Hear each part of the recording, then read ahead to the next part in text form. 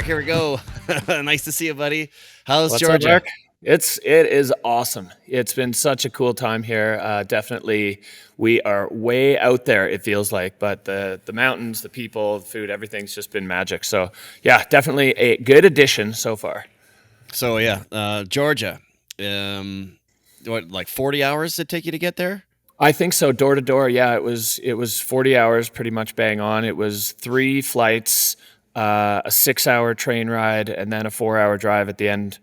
Up into the Caucasus. It's crazy. Like the landscape, it goes from just flat farmland to the gnarliest mountains you've ever seen, with really no like foothills. You know, if you're coming out of Calgary and you're going to Banff, it starts to roll a little bit. There's none of that. It's just like boom, straight up. So yeah, it's sick. There's so much snow. There's so much snow here. And apparently this isn't even the snowiest ski resort in Georgia. There's one down south that has 20 meters of snow already. Awesome. Well, the FWT needed it. Yeah, totally. So you had to rush because they did the comp, I guess, -1 D, like Yeah, D minus -1 one. from the weather window. And I know that there was definitely some issues with some of the riders, maybe not knowing if they're going to get there or not, like Jonathan Penfield, for instance. Yeah, John Powell and Abel got in like middle of the night before the comp, and those calls are so tough because everybody wants to run on the normal schedule. Everybody wants to have their time to get their gear and everything. But then at the other side of the coin, everybody wants to have this comp. And by running early, it enabled that because the whole rest of the weather window, I mean, we're sitting here, it's the day after, 2 days after. It's 2 days after, it's full gray bird. Yesterday was as well. It got really hot. So conditions went to shit. So it was, when we ran was when we had to run. And yeah, it was uncomfortable. And I mean, it was really hard. It was hard on the staff team as well to have everything in place, ready to go for earlier than we were even supposed to be thinking about starting. But I think the athletes all agreed, as much as it was uncomfortable, it still beat no comp. So what happens then? So say they do it, and these riders that are on their way to this comp, expecting to be there on time, don't make it. So, for instance, with John specifically, he's currently sitting in second place. If he didn't make it, with the points he had from stop 2 and from the Verbier stop and the Kicking Horse stop, he would have had about 6,795 points, which would have put him completely out of the cut. Totally, yeah. So, was that ever discussed? Did that even come up in your conversations over the week? Because he would have busted his ass 40 hours plus, for to nothing. get there for this competition that he's competing in, to then not making the cut. But yeah. So the riders get this big info package at the start of the season, and it says in the rider letter that D-1 is a possibility at all events.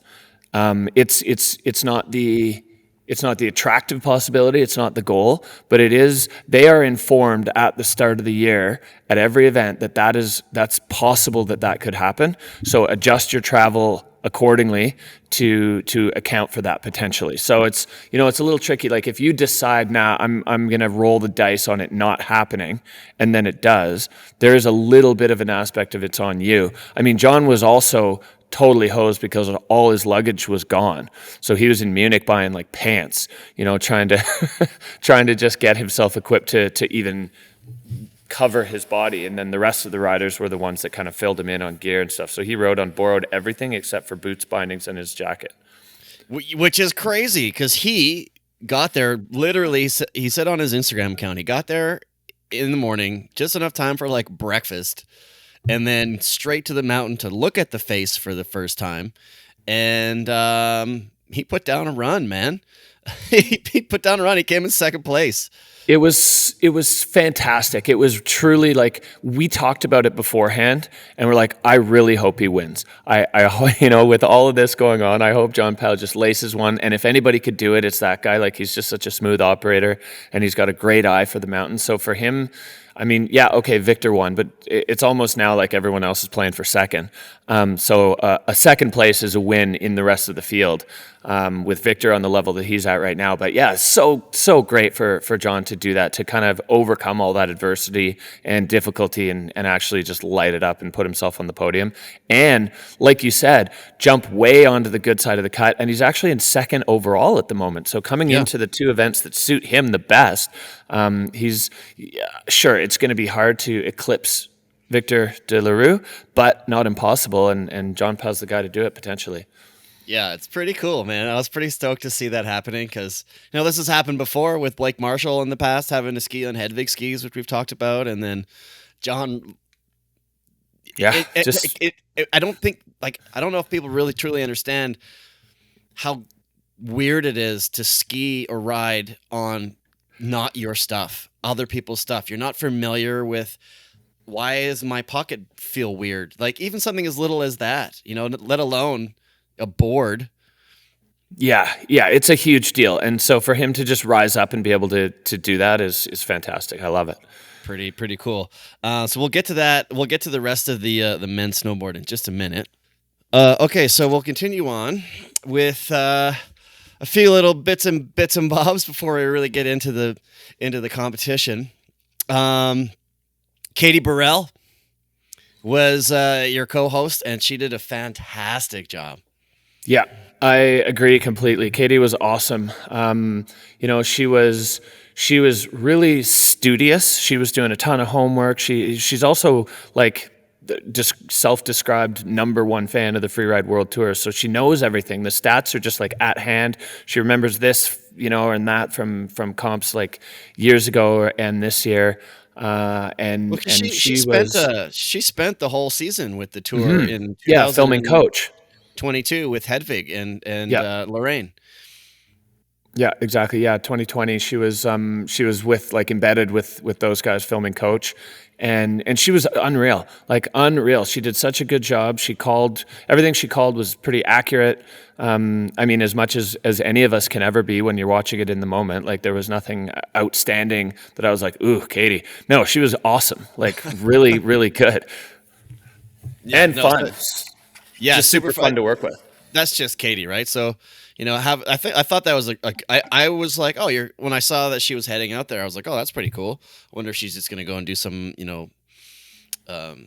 Katie Burrell stuff. But like, to have her on the mic, awesome. Did a really, really, really good job. And because of that history, fantastic. She had a fun little, and I know I always tease you about your Derrickisms, but she had a really good one, the whip lip. Yeah, I like that a lot. And just to be clear, Anna Smoothie just couldn't make it because of work. There's no like issue with Anna. She's got another job that takes up a bunch of her time, and so she knew she wasn't going to be able to come to Georgia from the start of the season. Right. So they knew, and they made the right call with getting Katie on there, which is really cool, man. And to be honest with you, I bet you with the amount of attention Katie's getting lately with her movie Weak Layers, this may be bringing some new fans to the FWT potentially. You never know. I think that's entirely likely. She's got a huge following, and a lot of people are just tuning in to see whatever Katie does because they know it's going to be interesting and fun and enjoyable to watch or listen to. So I'm sure she brought a bunch of sets of eyes to the tour that may not have been on it already. So that's another benefit. Yeah, awesome. Did you know Katie beforehand? Well, yeah, of course, because of the tour. Never mind. Yep, exactly. So I was watching on YouTube again. Obviously, I wasn't able to make it. A little jealous because it looks awesome. And it came up that there could be a drinking game to play along with the commentators. So things like huge air drink or to bolts drink. Like lots of fun little bits and pieces that are like, because when you're announcing an event, you have a personal cadence, you have a personal rhythm, And while you're watching the event, you just have certain go-tos, like I Oh, watch. totally. Especially when it's 4 hours long. Exactly. Like stomp. You hear the word stomp, drink, to bolts, drink. It's just stuff like that you have to say because it's part of the contest. But I thought that was actually kind of funny. So maybe we can like develop that the Freeride guide drinking game for the Freeride World Tour. Drink responsibly, friends.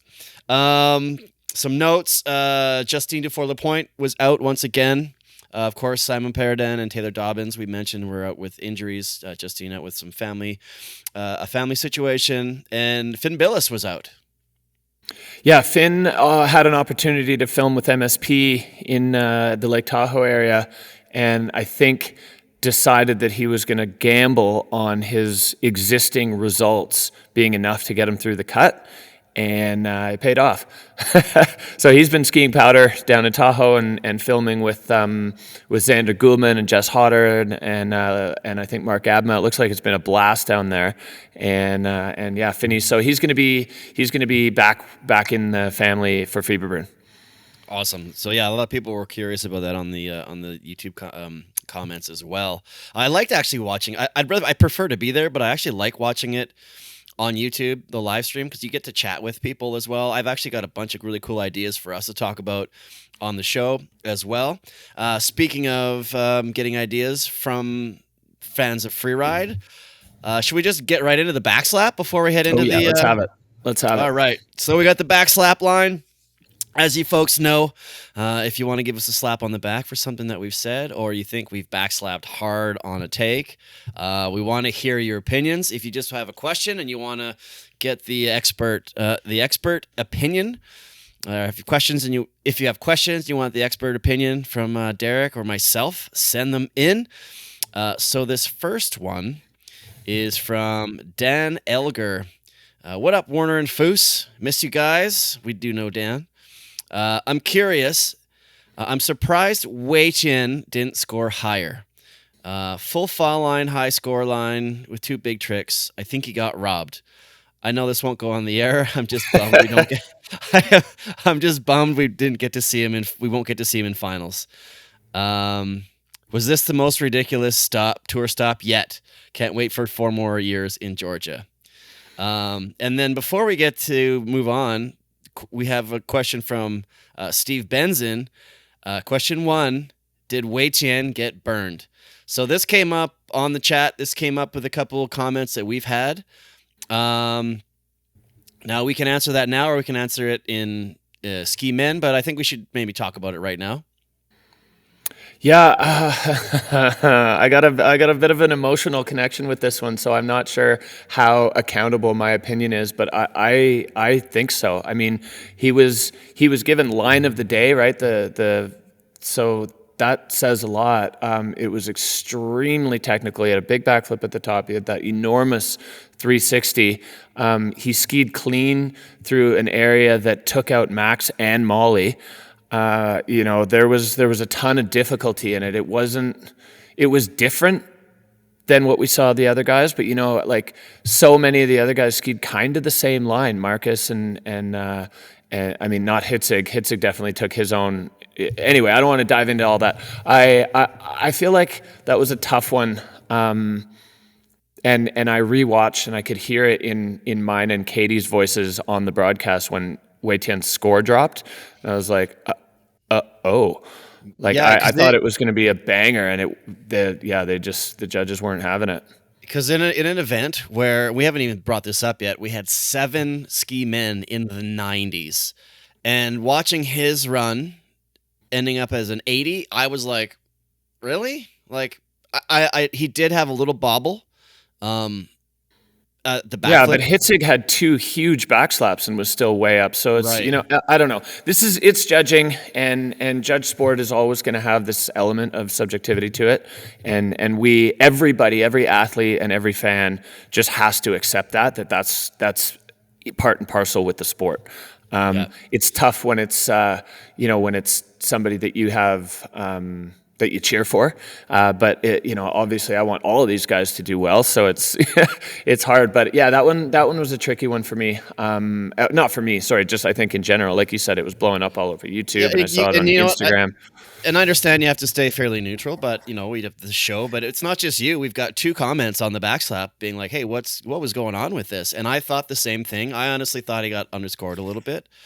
Maybe that techie line isn't valued as high as some of the more like freestyle runs. So we can dive into that a little bit more. But we're not going to solve that. It is what it is. It's judge sports, and it's something that I wanted to make sure we did bring up. Because there's 7 guys in the 90s, so we're not talking about all the runs. There's only so many. There's only so many we can cover, but it has the attention has been brought to it in multiple points. So I wasn't sure about that either. So it's a bummer. But we'll hopefully see him back on the Challengers and see him back here next year. So thanks for that, Dan. And then question 1 from Steve Benzin. Question 2 from Steve Benzin. Is FWT at risk of becoming a backcountry slope style? So like I just mentioned a little bit, was his techie line underscored for not being as flippy? I mean, he still had 2 big tricks in his run, and this is the thing. I mean, I'm not really on board with the idea that it's like doing whatever it's doing to the sport with adding tricks, because what we're seeing, we saw it with Hitzig and Marcus and all the boys that were and girls that were in the 90s, is they're still hitting features that 8 years ago, 5 years ago would have been totally valid as straight airs in a freeride line. So if you can add a trick off a big cliff, that's not slope style. That's way harder, because these aren't manicured jumps, and you could see like the judges didn't give a ton to the riders that just hit the wind lips that did tricks. The ones who found lips into cliffs and tricked that scores well. And I don't think that's backcountry slopestyle at all. If you watch the Nanda backcountry slopestyle or Line Catcher back in the day or Cold Rush, they've got jumps, built jumps. And great, that's cool. But doing this off natural features that you've never stood on or hit before is a completely different thing. That is freeride. And if you can add tricks to it, awesome. Yeah, good point. All right. That's what I think. I don't know. Actually, I think you put it perfectly, because there are backcountry slopestyle events. And if you can pull that off on those features that you've never skied before, especially Georgia, no one has ever skied this face before. Yeah, at all. So you don't have those years of comped footage to watch to be like, oh, this is what they like. This is what scores well. It was a brand new canvas. And we only really had a day to figure it out because we were running early. And look what happened. Yeah. Like, wait till next year kind of thing, like, holy smokes. So that's interesting, from that. And I actually had Max Chablot on the podcast, on the Low Pressure podcast this week, that I did the interview with him in Golden, and we talk about like the thought process and his decision making going into these features, into these cliffs. Like, should I do a straight air, or should I? Because we've talked to him about this before. Sometimes doing a trick is easier off a big air than a straight air, because you're doing something and then you're coming around and then you're done, rather than in the air looking at it thinking like, oh, am I going to land? Am I going to land? Am I going to land? Yeah. You got some time where you can take your eyes off the ground and not be so terrified. Yeah, exactly. So thanks, Dan and Steve, for sending those in. Everybody listening right now, if they have any questions at all, any comments about what you've seen in the events, anything that we've had to say, we want to hear them. Send in your emails to backslap@freerideguidepodcast.com. backslap@freerideguidepodcast.com, and leave your name, and there's a good chance we'll read it on the air. Okay, so should we get started with, I guess, the comp? Yeah, well, the Snowboard Men kicked the day off, and it was a pretty spectacular start. The first person to lay board on snow, in earnest. Victor De La Rue, the first guy in the gate or out of the gate, had to get pushed across the cornice and then bomb dropped.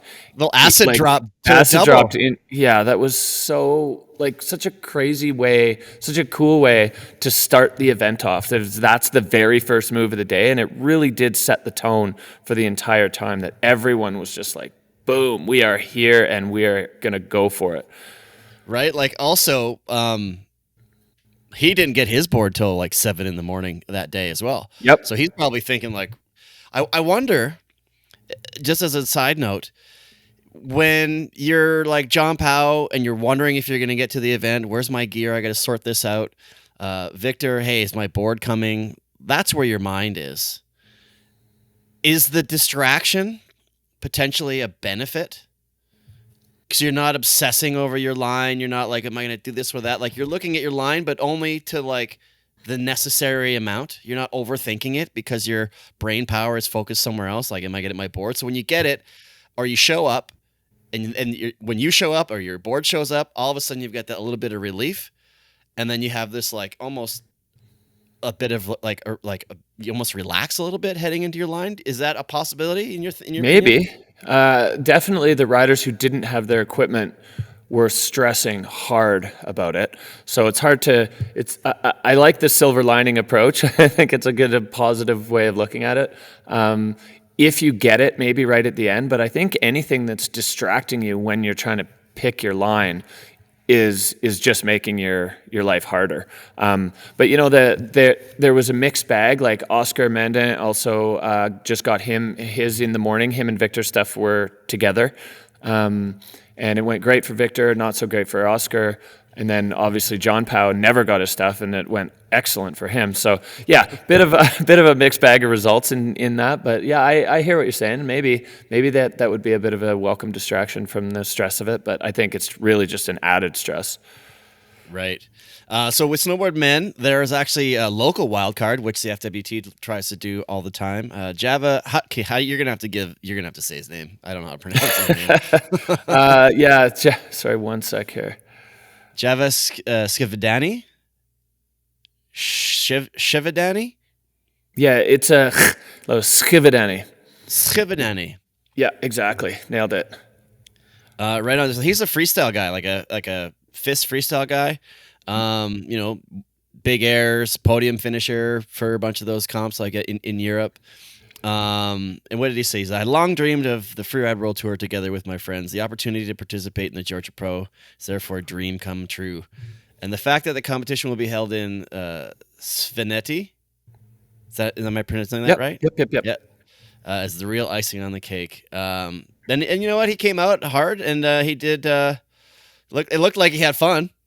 Yeah, he looked like he was having a blast. And after, around the finish area, he was like, you could see his gears were turning. He's like, okay, I understand how I can get better at this. I kind of recognize where it didn't quite work out. And he's like, I could do this again, and I can do it better than that.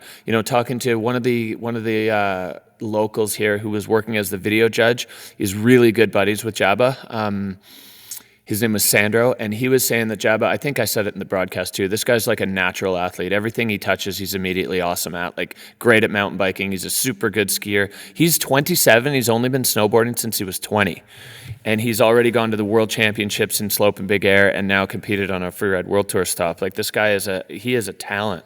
So if he puts a bit of time in, obviously he got a busy schedule riding the freestyle circuit, but if he does put a bit of time into this, I think he could get really good really quickly.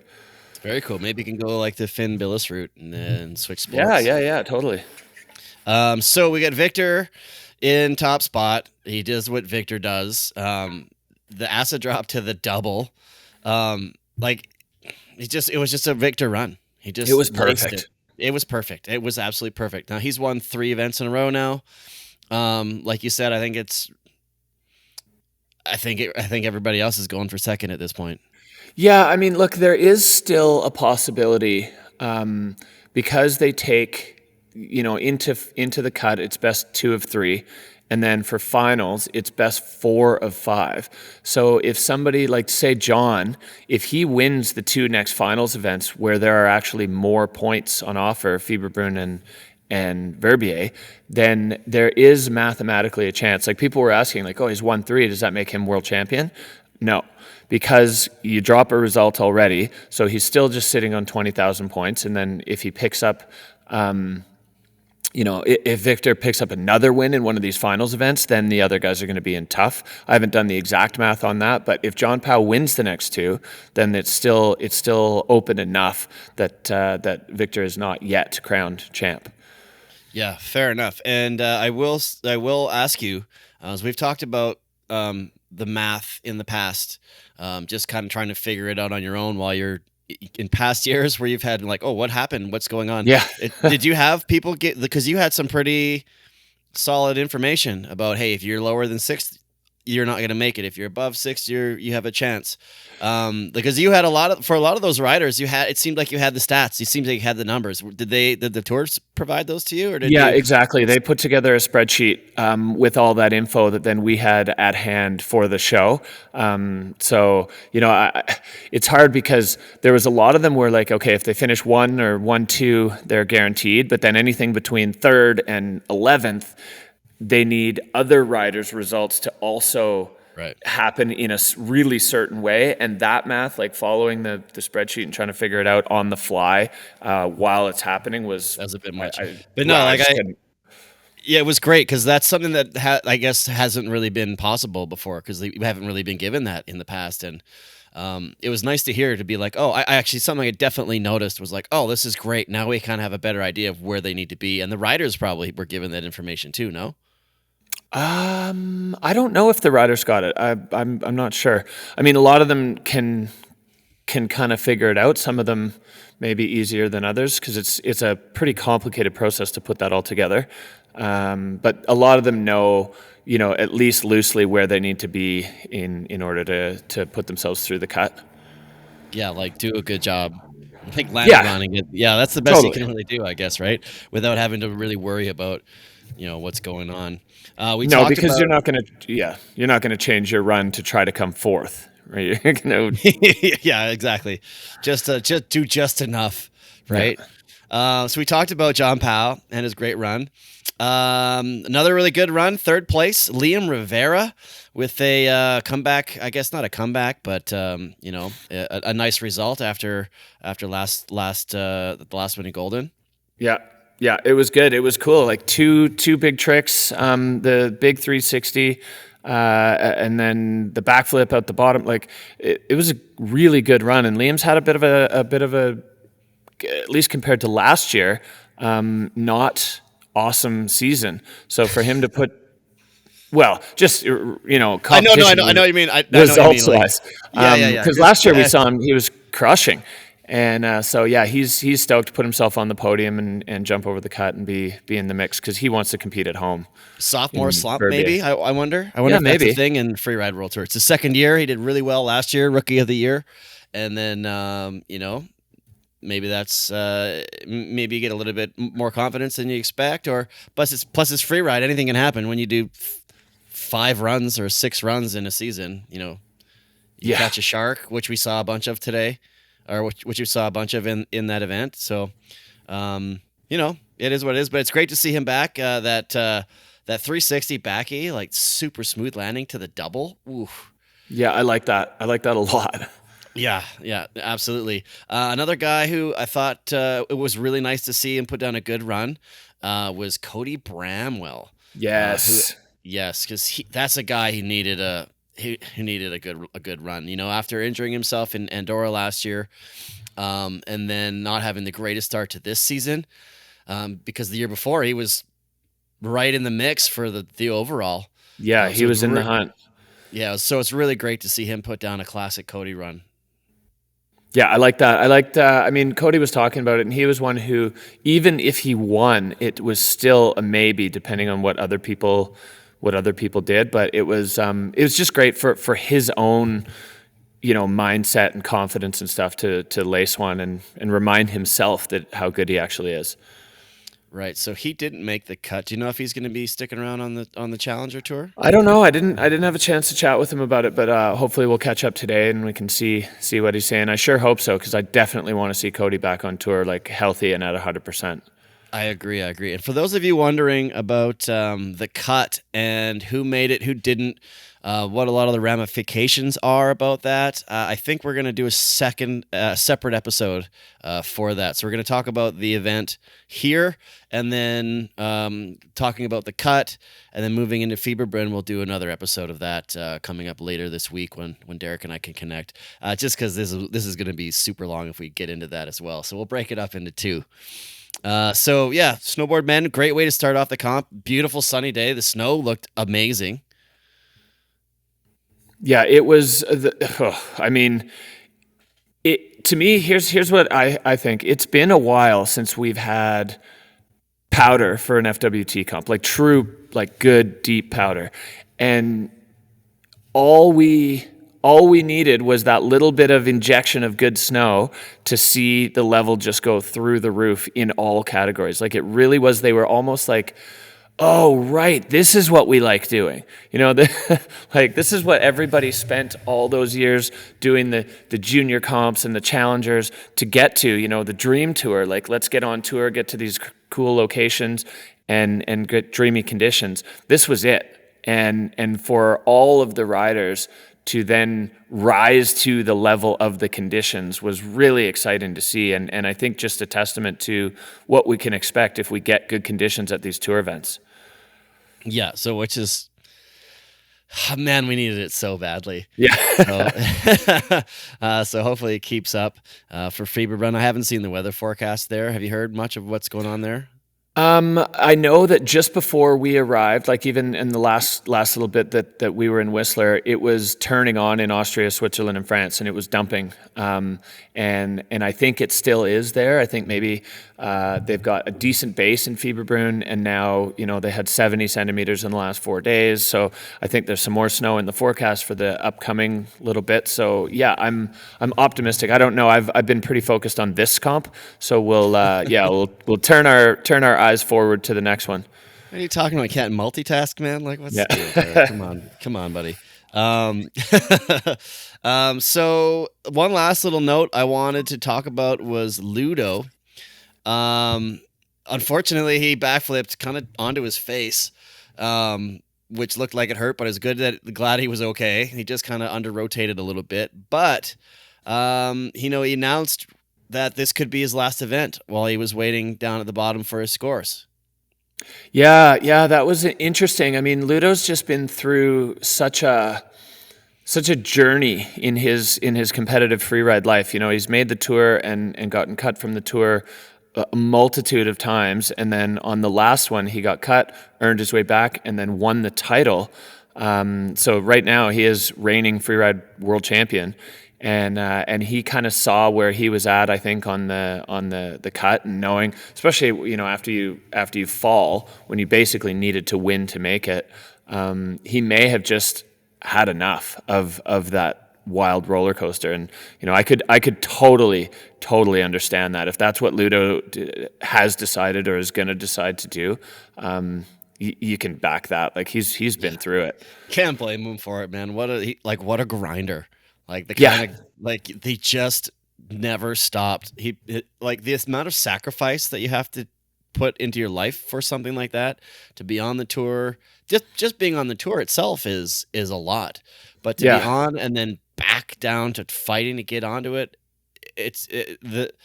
being on like the challengers versus being on the tour are two very different things when it comes to travel and expenses and accommodation and all of everything that's involved in it.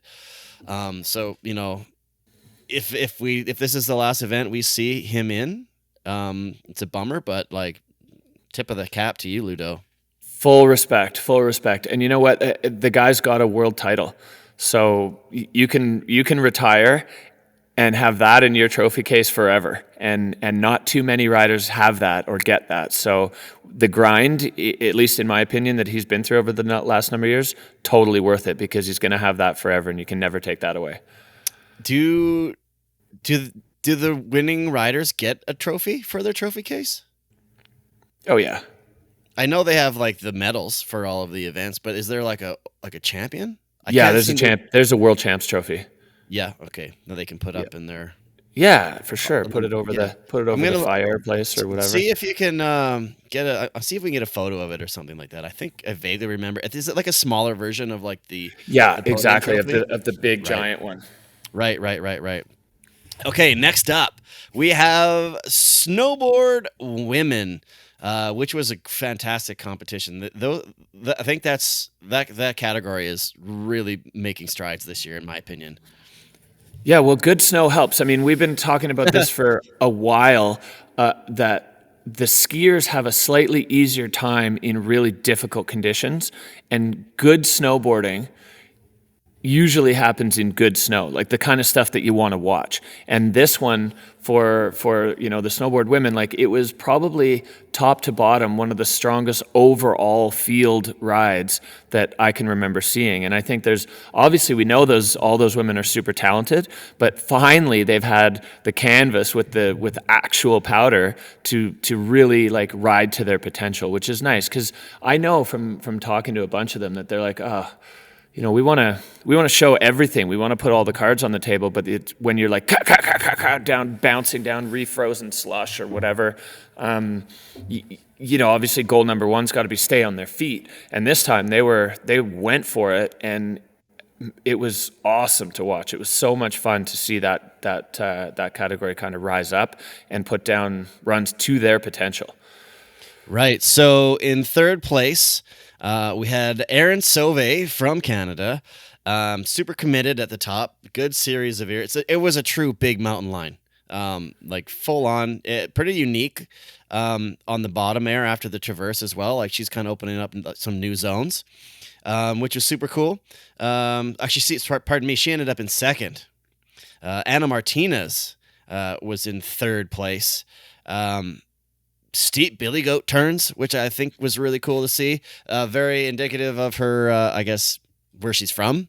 Yeah, that's what I thought too. I was like, oh, this is just like you're showing where you grew up with the riding here. Steep, gnar, tech. She's able to flip the board back and forth in the steeps, manage the rocks, like full billy goat Chamonix style, and it was pretty clear, You're like, okay, well, you built that skill set somewhere where you need that skill set. You don't have that when you're coming from like Brighton, Utah, and you're just like used to hitting big jumps into powder. And you can just flow, right? This like yeah, totally. But I really liked Anna's run, and what a season she's having. She's a rookie on the tour, and she's just been like boom, boom. She's got already a win. She's sitting in first overall. Like it's going well for Anna. She's got a second, a first, and a third. So she's been on the podium every single time in her first three events. And the note I made here during her run was watching her looks different. Watching her and what she does looks different. And she seems to be showing it. So kudos to her. So she's very, very solidly above the cut. She's in second place overall. As I mentioned, Aaron Sauvé, she's a rookie this year as well. So two rookies on the podium. So good for them. So Aaron Sauvé had a third and a second last event, and then this event. And then we got to talk about Nuria, who, like Ludo in the past, was on the tour, came off the tour, went back on the tour, had a decent season last year, but this year she's absolutely dominating. Yeah, I mean, it's kind of finally clicked for Nuria. It does remind me of Ludo, where she's had the bumpy road, and something's connected, in the wiring this year, and she's riding so well. Her run on that face at the Georgia Pro was perfect. Like, it was so good. She was fast. The airs were big. She had a lot of them. Like, really stacked the lineup. Lots of features, all of it. I was like, oh, this is really fun to watch, and it's great to see again. Nuria had a tough go at the end of last year when the Challenger moved to Verbier, and she was caught in a big avalanche hiking. So getting her head right coming into this season was a big deal for her. And I think whatever, mental training and that she's done has really paid off, because she just seems to be in a much better headspace, and that's translating to good riding, and good riding has her sitting on top of the heap. Absolutely. And then watching her dancing on the hot seat. Yeah. She has having a good time during and after. So, she's sitting solidly in first place. For the overall, I guess for the cut, top 4 riders get through, and there is a very significant line between those who made it and those who didn't. We've got Aaron Sauve and Estelle Rosolio tied for third place in the overall. Estelle's run this week, she struggled a little. I thought she struggled a little bit at the top. Better mid run performance, and then she actually saved herself from getting sloughed out, which we'll talk about somebody else getting sloughed out a little bit farther. But then ate it like right before the finish line. That was so hard to watch. That's Freeride. It happens, and every time it happens, it's just the worst. It's so heartbreaking. Like I hate to laugh, but it's like but like it's all you can do. Like she made it through, but like that run looked like a struggle for her top to finish. So she's probably glad to be down. She made the cut. She's probably happy with it. I'm hoping she can look back on it while drinking a beer and being like, oh, geez. Yeah, I don't know what that was about, but just throw it away. throw that one away. So that's the Snowboard Women event. Like I said, everybody listening, we're gonna get into the full cut.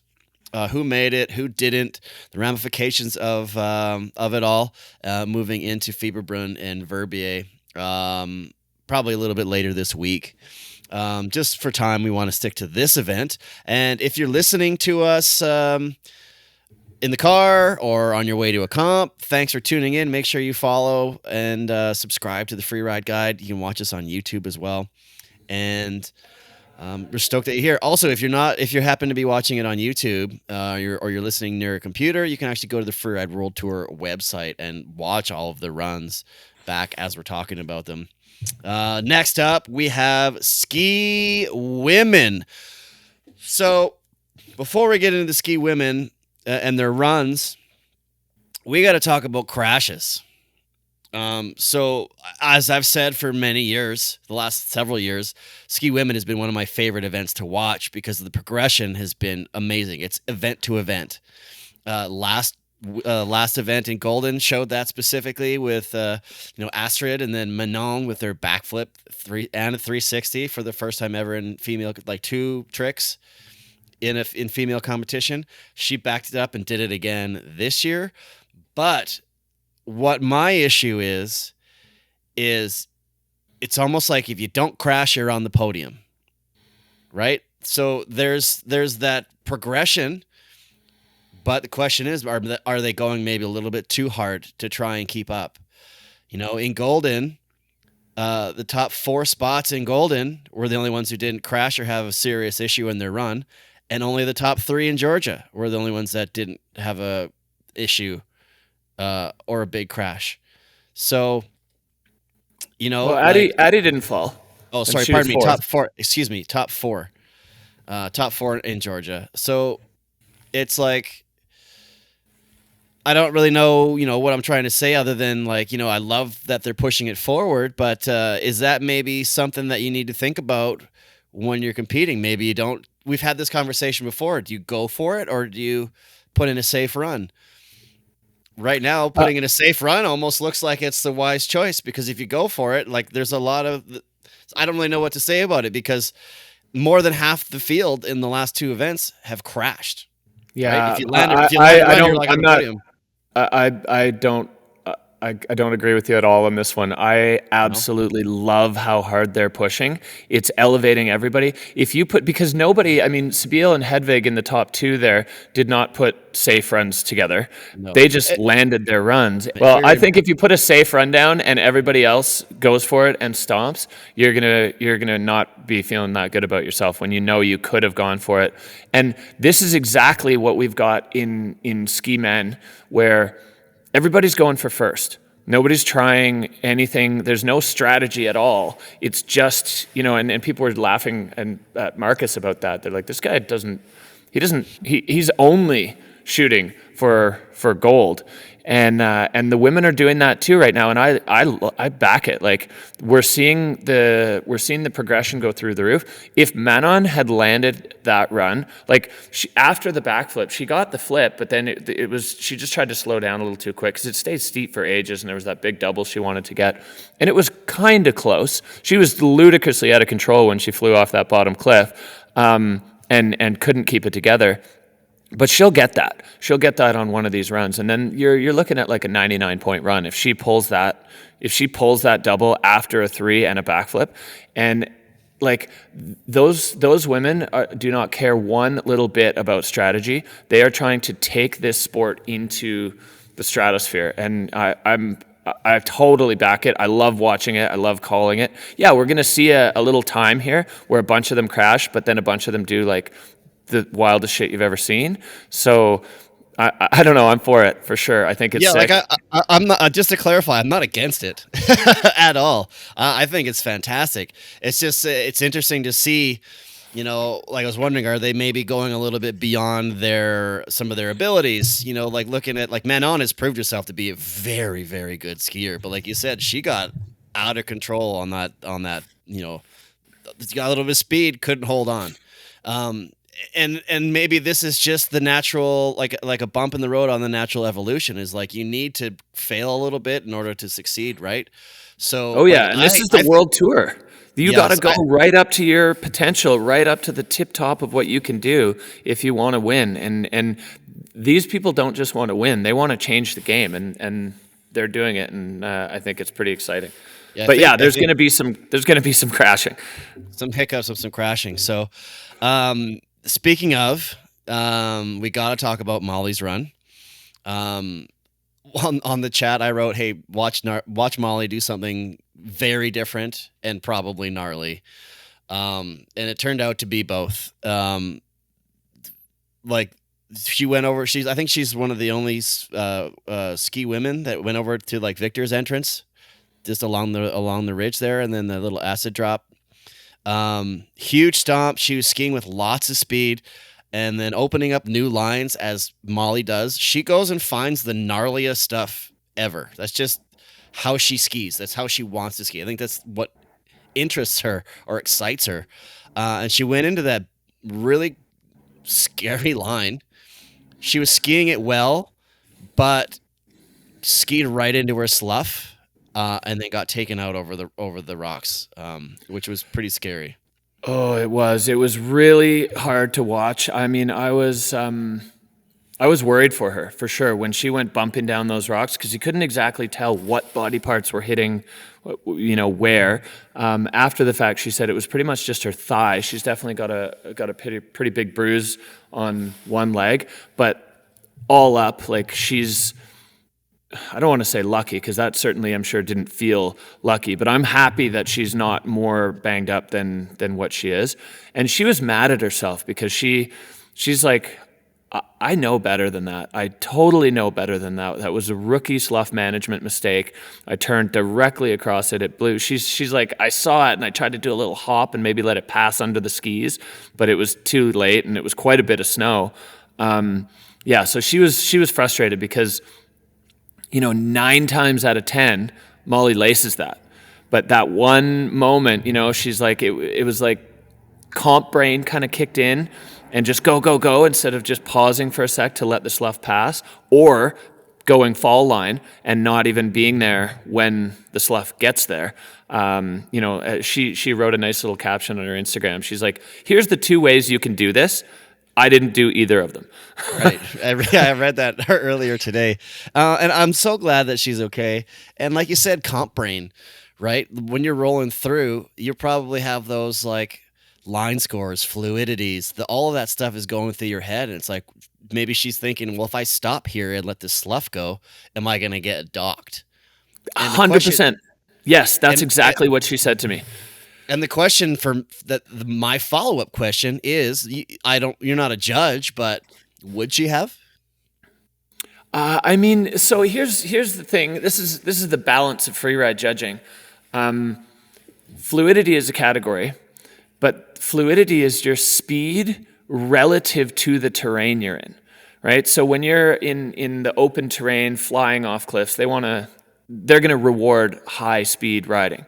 But if you take a second to let your slough clear when you're on that, like, I don't even know how to describe what Molly was in, like maze of rocks that only had a seam of snow, running through it. If you take a second to let your slough clear there, they're not going to dock you on fluidity there because they see that slough rip past, right? If she paused, lets the slough go, and then goes, great. That's smart riding, and that will be rewarded. But in your own head, and this is what she said to me, you're like, I gotta go, go, high speed everything all the time. And just like, it was just a slight little miscalculation, and she knew it. And she's bummed that she did it because, like she said, she knows better. And she's like, I'm not a rookie at slough management, but that was a rookie mistake. Yeah, and it happens, and I'm glad she's okay. Yeah, me too. Absolutely, me too. 'Cause Molly is a lovely, lovely human being who skis like a demon.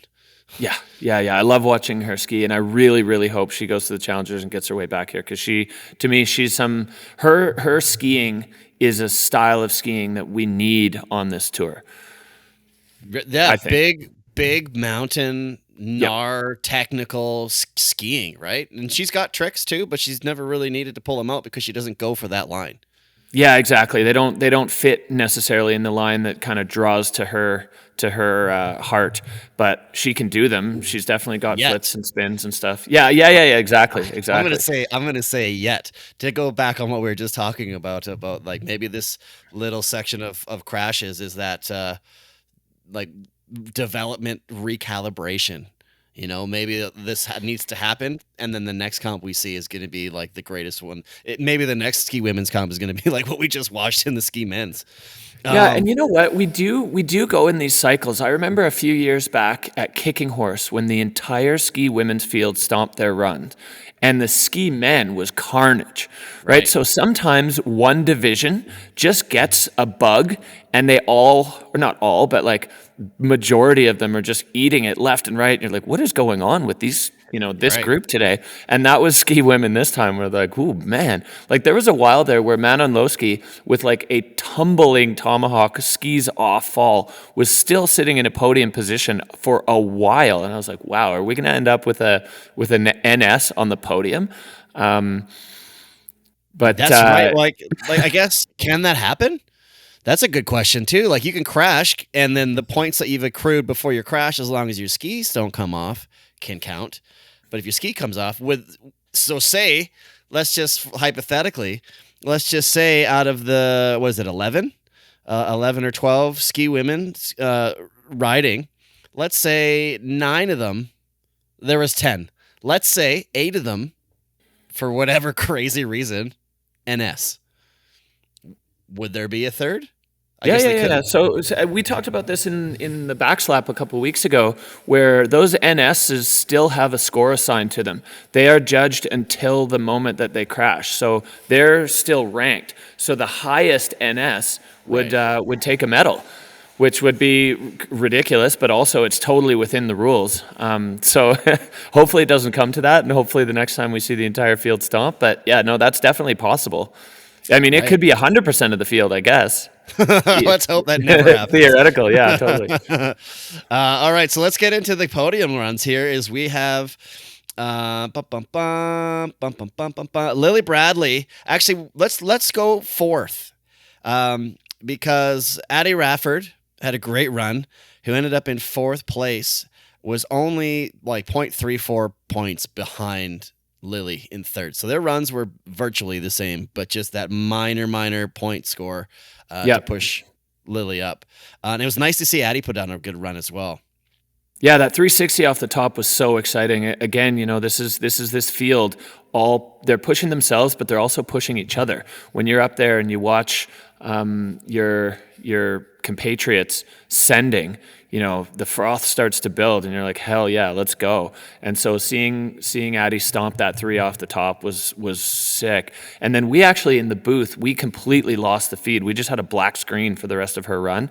So I guess it was pretty good because she came fourth.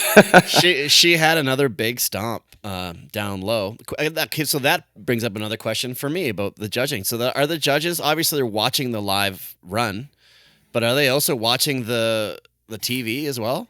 Only if they need to, only if there's a replay that they need to see. So they're watching it through the high-powered binos. That's how they're judging. They're not watching on the screen, because camera angles can really change perception.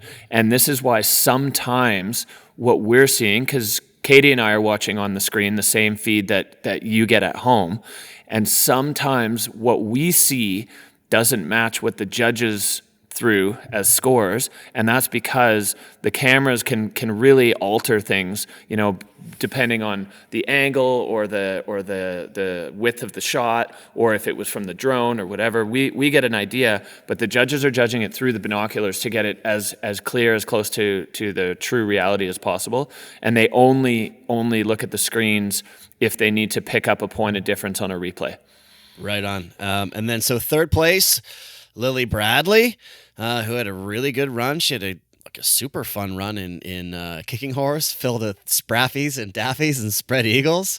Yeah, their run was lit. That huge air off the top and then across, bumping through the wind lips and stuff. And then that big one at the bottom where they went, and Cody and Wei Chen, I think they were the only three to hit that big air at the bottom. And Lily was the only one in ski women to take a bite off of that and stomped it.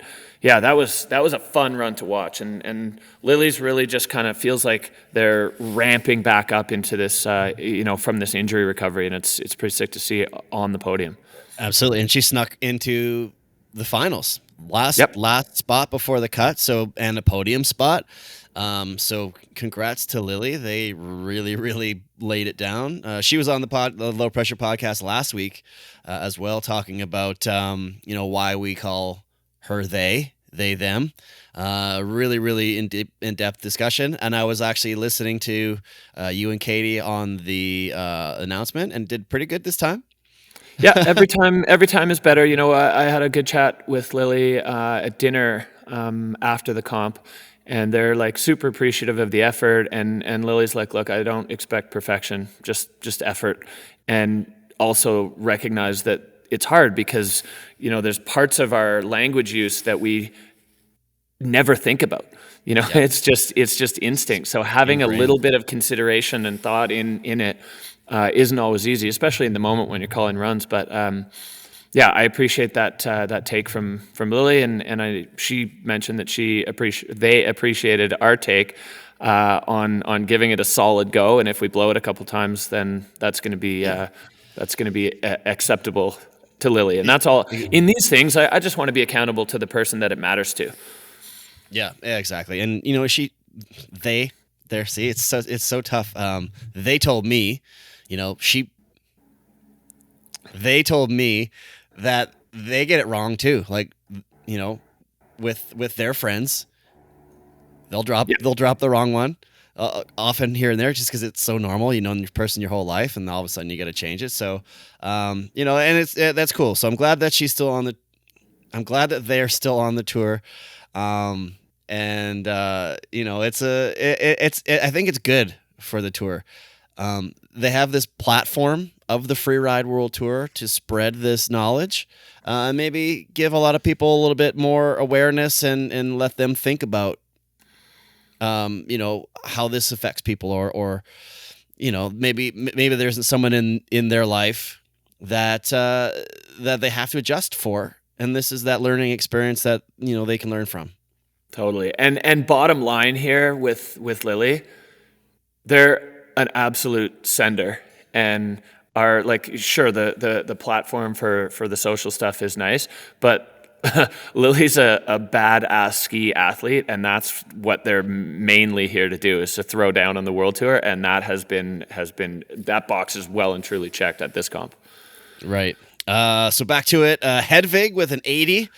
That was a fun run to watch, man. Like, she was like attacking that face.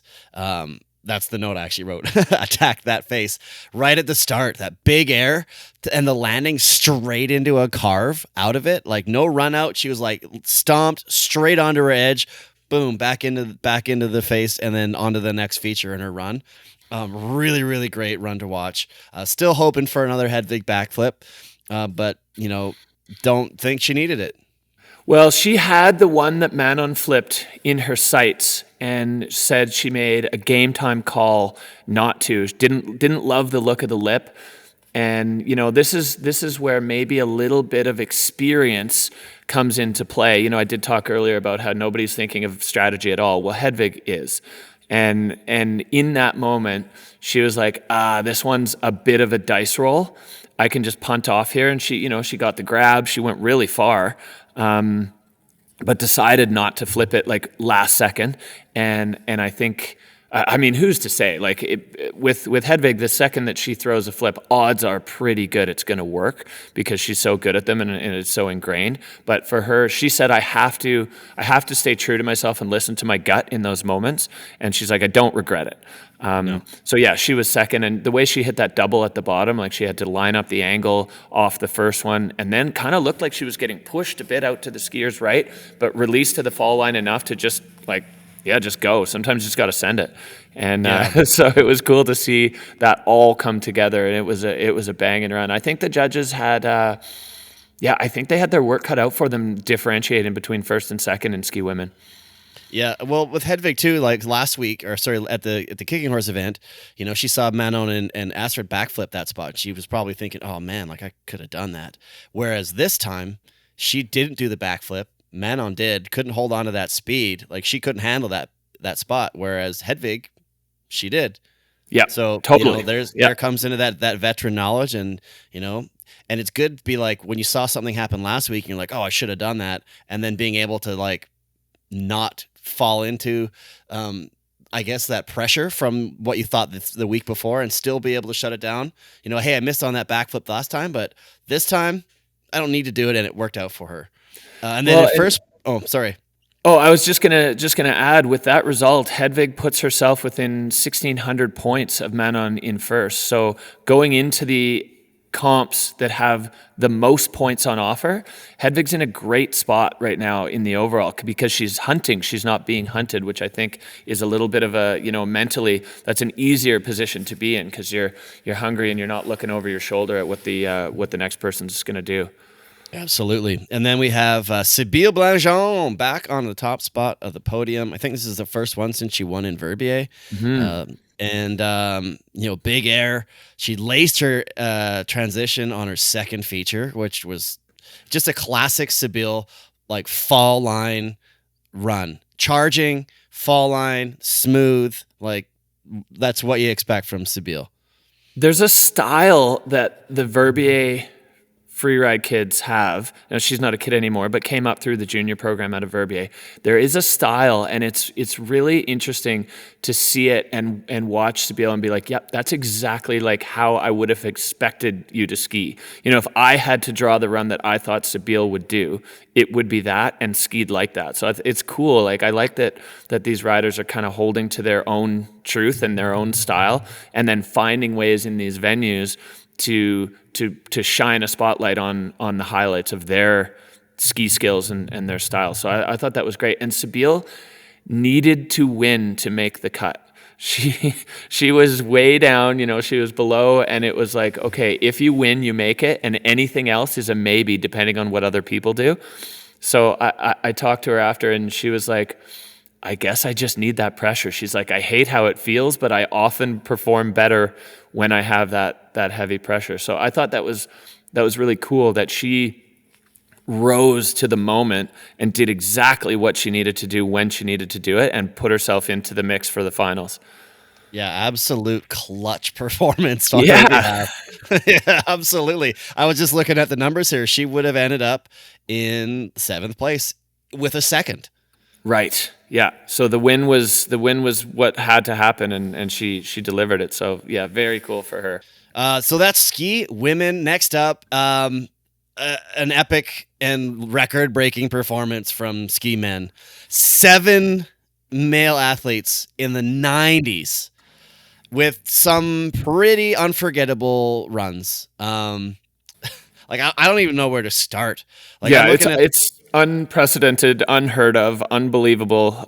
Just that was the show of shows. And I'll come back to what I said before. When we get powder, this is what we get from the Freeride World Tour. We get the athletes all going to their absolute max potential and putting down these runs where I cannot believe, I know we're going to go through the podium runs, but I can't believe they threw a 98 at the third guy to drop. Yeah, well, I watched it and I can believe it. Oh, I mean, I believe the score for sure. Yeah, yeah. I know. But it's painting yourself into a corner. You know, I guess they do have decimals and dual digit decimals. So, you know, worst case, you got 20 more places that you can use: 98.1, 98.2, 98.3. So I don't know if they back themselves into a corner. I don't know. Like I would. The last thing I would want to be watching that comp was a judge, because like you said, the third contestant, the third runner, Marcus Goguen, I'm gonna start calling him the cat, because watching that guy, whenever I see him go, whenever you see like a cat like getting knocked off of something, always landing on your feet, but like contorting your body and flipping and whatever, and they always figure it out. That's him.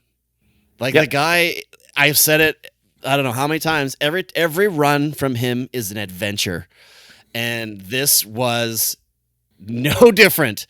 Marcus ended up on the podium, the top spot, his first win on the Freeride World Tour, with a 98. And I think you mentioned it on the broadcast. I think the only other 98 was Logan in Kicking Horse in like 2018, I think it was, or 2019. Yeah, exactly, 2018. Yeah, that's the record high score for ski men. And like, it was just bonkers, man. Like that guy. Say like so.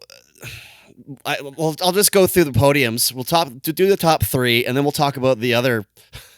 Yeah, four. The other four that were in the 90s. Like, like, how's that got to be for one of those athletes? I put down the run of my life in the 90s, and yet I'm like 6th place, 7th place, right? So it was Marcus Goguen in first place. We had Marcus Goguen in first place, Martin Bender with his best performance on the tour in second place, and then Max Hitzig back to the podium for a third time this season. But Marcus's run was just something special, man. Like the 360 off the top, nobody else wanted to spin that like that, and he took it as big as you could. Landed on the bottom 1% of the transition before it bellies into the bowl, caught it perfectly. And then, I was talking with the judges after, and the way he made those two super G turns down the open part to set himself up for that cross court whack flip, backflip that he did whack flip off the pillar. I mean, that's what he called it when he was going through his line. He's like, yeah, and I'll do a whack flip here. The gravity will kind of pull me down. Like, he understands exactly what's going to happen. And then that cork 7, he set for cork 7 and ended up turning it into a D spin because he was completely upside down and had to just like that speaks to what you said about him being a cat.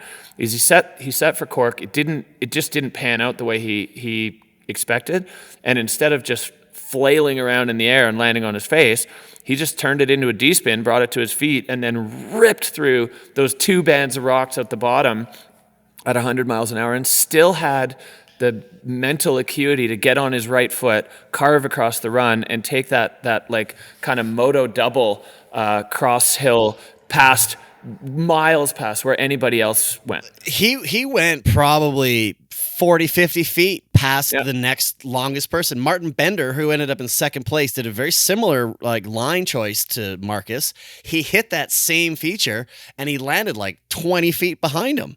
Yeah, you could see Marcus's bomb hole just out by itself, like way out just there, hanging out. Yeah. So with regards to the whack flip or the D spin thing, whatever it's going to be called. So, Marcus those are two different different hits. Just getting it blurred. Everything's a blur. So the Marcus on the feed actually, and I quote, say, "What the hell? I don't know how I pulled that together." And it was fun watching him down in the hot seat too, because he's like just loving life, watching the runs. He's such a sweet human being, like just a sweetheart of a human, just a nice, loving, like open guy. He's just happy for everybody, just happy to be there. He's like a golden retriever. Huge props to everyone else as they came through the finish. Big hugs, like all just full of compliments. And what I thought was so special too is all of these other guys, the best riders on the planet, every single one of them, when they got to the finish and looked at him and were like, "What did you just do?" Like what? Like Christopher Turdell specifically, right? He did the same thing. He's like, "What was that?" Like that's true. Yeah, every one of them. I love that. So about that trick that he did, the D spin. So Calissa Lolos is a Whistlerite at Calissa Lolos on Instagram. She posted a video of it and wrote, "What is this trick?" And a lot of people were like, D spin 7. And so she teaches aerials for skiing, specifically at the Air House in Squamish. She's like a gymnast, an aerial gymnast. I don't know exactly how to explain it, but that's what she does. So people thought D spin 7. She goes, not quite. Got a lot of people saying D spin because he said it was a D spin. Yep. She says hips are driving in the opposite quadrant for a D spin. Hips overhead with a Lincoln set. This would fall. So basically hip overheads with a Lincoln would fall into one of 3 rodeo takeoffs: flat, a cork, or a Lincoln. And we have all heard and seen Mork, so like a Misty Cork, but she says this is like a Rourke or like a rodeo, cork. A rodeo cork, because he kind of went around and then like twisted halfway through it. And he was really long. He lost his tuck. You know, normally when Marcus goes cork 7, he does it with that leading blunt grab, like on the tail of his downhill ski. But yeah, the fact that he could just make that happen in the air is so incredible. I mean, just the reflexes, the air awareness, the body awareness, all of it to just pull it to that. And I love that you've got gymnasts out there like dissecting the exact rotation. Yeah. I think that's really cool. And that's why I say we got to call him the cat, man. Like for a guy who's that big, like he's a big kid. He's a big, solid kid who skis mega fast and knows what he's going to do, but he doesn't give himself a lot of time to set up. Yeah, like that's exactly. kind of like, that's the difference, I think, say, what we call Max Hitzig, the Freeride robot, and then there's Marcus Goguen, who have like almost polar opposite styles, where Max hits into a zone or hits into a line, he sets it up, he's going to, like he knows what he's going to do, he sets it up, he prepares, he laces it. And it's impressive. Whereas Marcus, you see him going into something, and it's almost like, do you have too much speed? Are you like in the back seat a little bit too much? Are you prepared for this? Well, of course he is, but it doesn't look like it. But then he pulls it off every time, which is like mind-boggling. So that was run for the ages. Absolutely. Yeah, it was so exciting to see. And, you were talking about Bender with the silver medal. He was another guy who needed to be in the top 2 because he had 2 crashes coming into this event.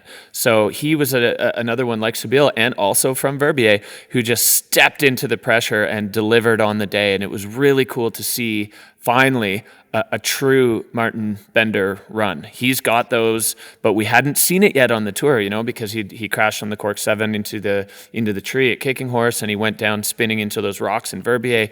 So seeing him put that whole run together, nice and clean, he was just so happy and excited to be able to do it.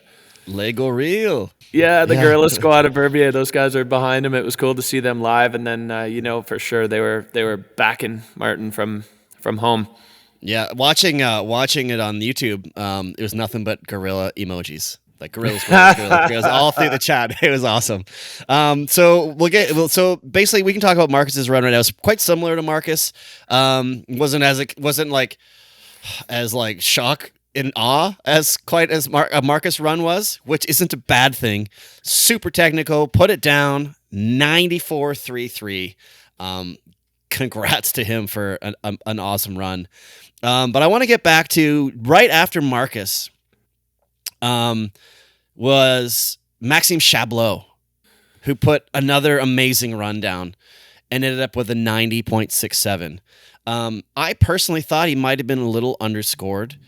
And I don't know if it's because Marcus had just done what he did, and looking down the line that there were another 5 90-point scores in the middle that maybe they dropped him down a little bit too low. I'm not really sure, but like you can't really be upset with a 90. I was just going to say that. Yeah, exactly. That's a hard one because they do need to leave a bit of space, and a 90-point run is, by all metrics on the Freeride World Tour, a podium run. And so to end up in 7th with a 90-point run is insane. I don't know if he was underscored or what. I mean, it was a great run for Chablot. I really liked the way he took that kind of tower hit when he had to lay out the backflip to avoid over-rotating because it had such a big kicky takeoff.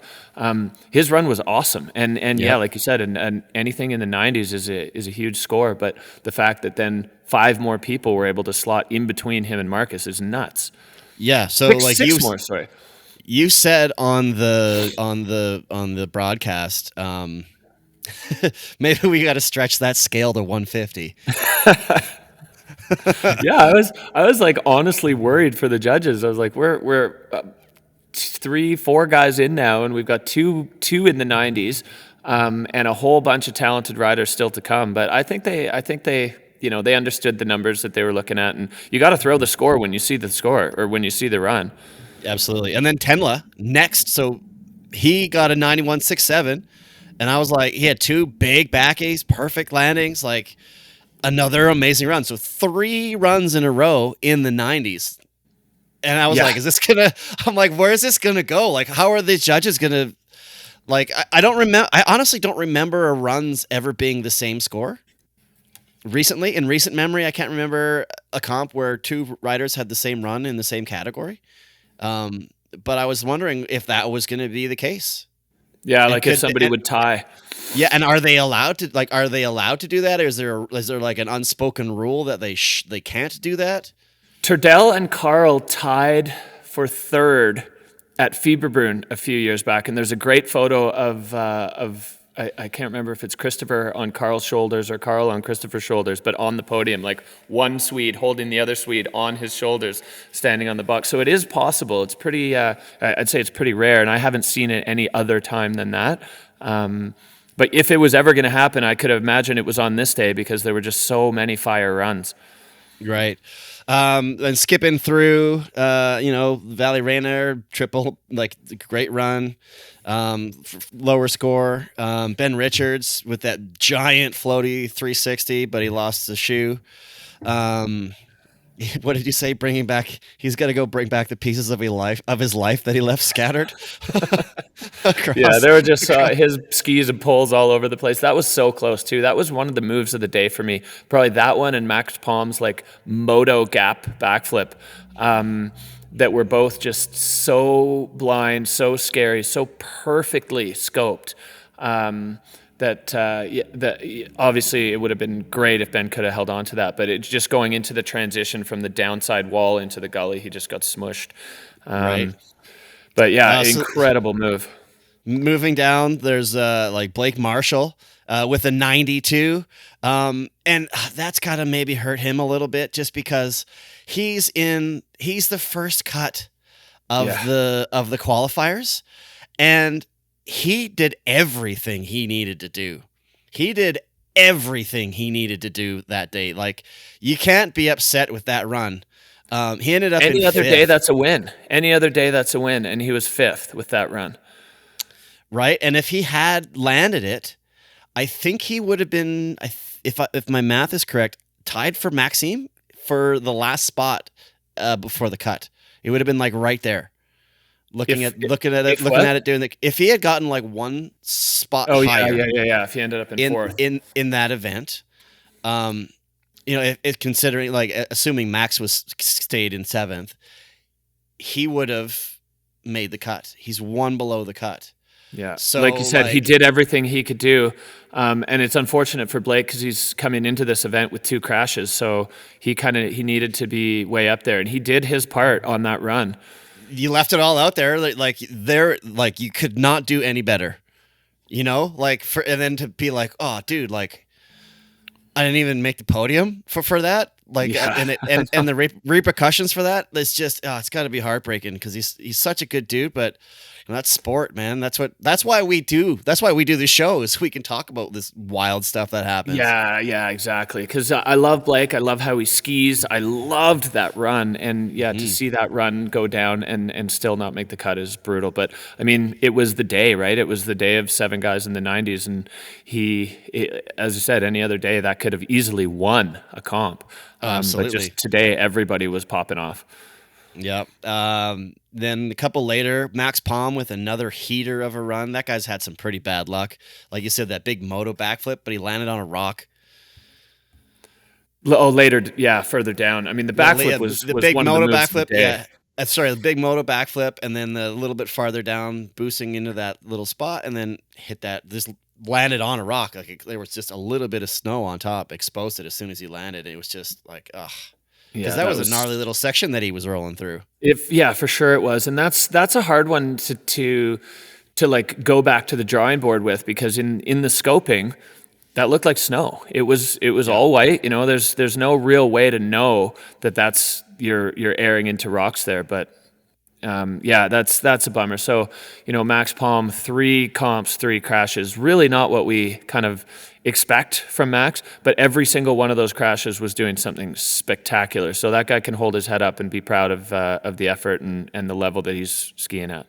Yeah, agreed. So he obviously has had a pretty poor, he's had an unlucky season so far, with, bunch of crashes. So I'm hoping that we see him on the Challenger and have him, fight his way back, because he deserves to be on this tour. Like that guy, he's he's been snake bit this year. So, I want to see a Max Palm run. Yeah, for sure. See him finish one of those. And then the last guy on the podium, the first time he's finished outside of the top spot this year, Max Hitzig, straight off the biggest part of the nose at the top with the backflip, arguably too far, because that was vertical. Then there was a ramp that you could land on, and then it was in the bowl. And the other ones who took that big kind of caught the last little section of that ramp, like Marcus.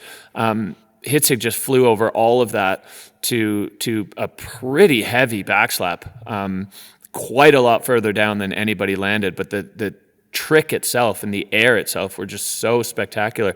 I think it almost transcended the backslap because he went so far and so big. Yeah. So question about that. We talked about Way already on air, right? Mm-hmm. At the beginning? Yeah, we did. Yep. Okay. So question about that. Great run. Do you think it deserved a 93? Based on everything else that we saw with the backslap, should he have been on the podium, in your opinion? And should it have been a 93? I don't know if I agree that it should.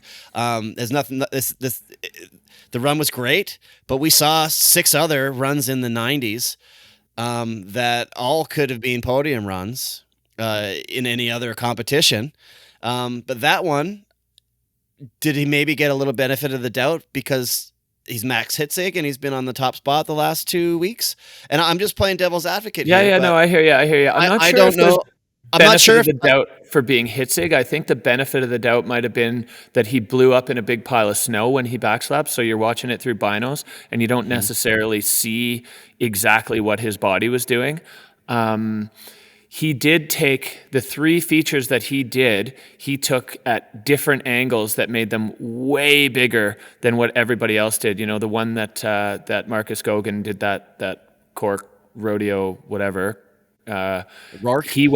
The Mork or the Rourke, he went left and went directly off the nose. And then even at the bottom, at the very bottom, where, Marcus and Martin jumped over that thing, he hooked and just took it right out into the flats with kind of another backslap. So I'm not sure what I think, but I know that Max Hitzig himself did not feel that was a podium run. He was like, during the podium, while everyone was standing behind the screen and they're calling them up, and while the snowboarders were back there, he's like, I don't think I should be here. I'm like, all right, well, take it. I mean, for Hitzig also, that's a throwaway because it's best 2 of 3. So he's already got 2 firsts. So he's throwing away a third. That's a funky one. That's a funk. And based on all of the repercussions of everything that's happened, being the cut event, that's kind of a funky little like wrinkle in the whole storyline.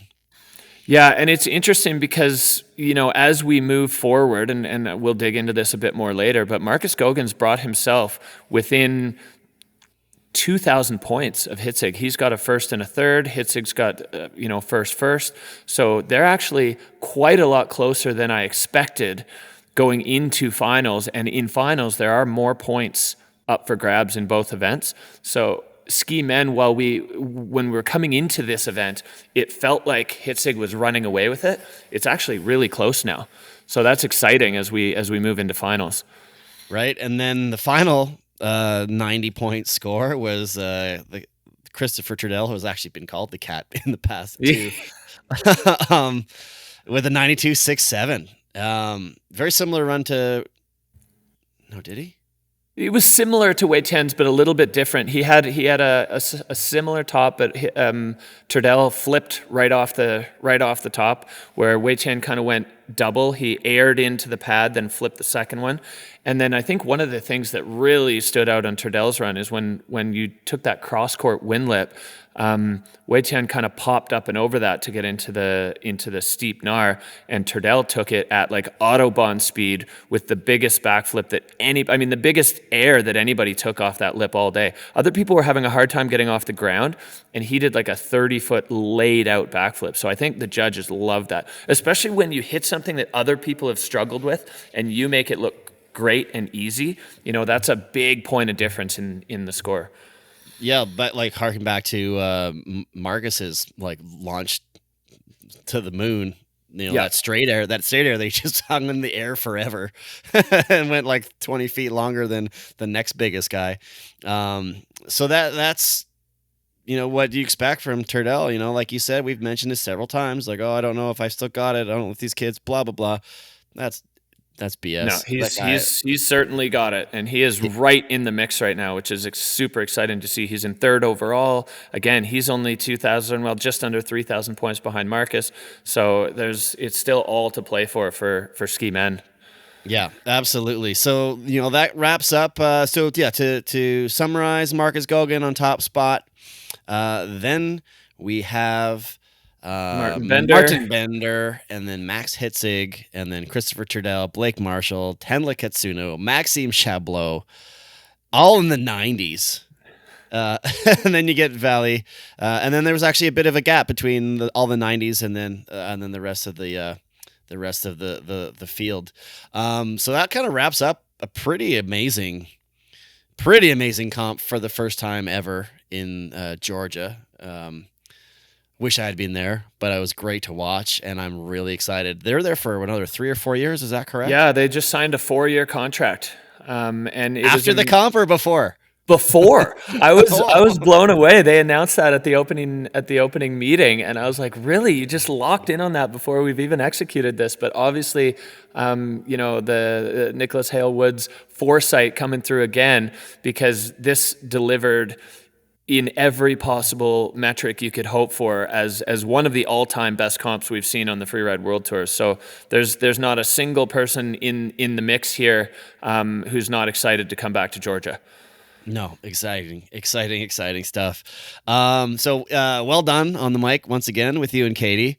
Thanks everybody for tuning in. That kind of wraps up this episode of the Freeride Guide, the Georgia Pro recap. Derek and I are going to connect at some point in the next week here before Fieberbrunn, which is the next comp, which is going to be a double runner. Yeah, that's going to be fun. Double runner in Fieberbrunn. The field has been cut to half. So we're going to talk about the cut at some point in the next week here. We're going to reconnect from wherever you are in the world. Derek, probably in Austria, you figure? Heading to Austria tomorrow. Yeah, we'll get resituated. We've got a big journey to get across from Georgia back to the sort of main part of Europe. But we'll be heading that way tomorrow, and we'll be settled in Fieberbrunn in a couple days and see what the snow conditions are there like. And yeah, we'll have a chat about the cut, because there's some big dogs on the downside that's definitely going to have big connotations with the tour going forward. Absolutely, and we can even talk about the challengers and a lot of the news that's happening within the Challenger Tour. So yeah, thanks everybody once again for tuning in. Thanks Derek for doing this with me. I love it. It's awesome. Thanks everybody for tuning in. Make sure if you have any questions, send them to backslap@freerideguidepodcast.com. Give us your questions, whether you think we backslapped on a take. I think I might have a couple times tonight. Whether you have comments, questions, things we didn't get to.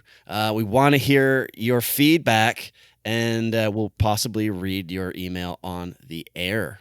Yeah, we'll do our best. We love hearing from you guys, and cannot wait. We're really in the thick of it now, heading to FWT finals. Fieberbrunn the next stop, and then Verbier for the Yeti Verbier Extreme after that. So it's all coming down to these last couple of events, and it is exciting in all 4 categories. There's definitely everything still to play for. So yeah, thanks Mark. Thanks for having me. We're going to go skiing here in Georgia for the day, and hopefully get some nice turns in. Yeah, get after it, buddy. Thanks, man.